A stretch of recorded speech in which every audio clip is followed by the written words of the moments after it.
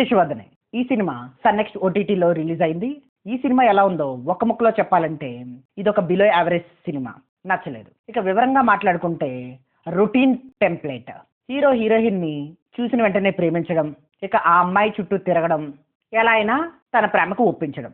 First half అంతా కూడా ఈ రొటీన్ లవ్ స్టోరీతోనే సాగింది. హీరోకి విలన్ కి వచ్చిన ఆ గొడవ కూడా బాలేదు. ఒక సిల్లీ రీజన్ తో వీళ్ళిద్దరి మధ్య కాన్ఫ్లిక్ట్ మొదలవుతుంది. విలన్ క్యారెక్టర్ ని కూడా ప్రాపర్ గా రాసుకోలేదు.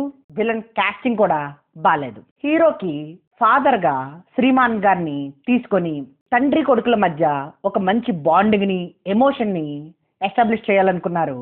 కానీ ఇది కూడా మిస్ఫైర్ అయ్యింది. హీరోగా చేసిన రక్షిత్ అట్లూరి గారు పెర్ఫార్మెన్స్ బాగుంది.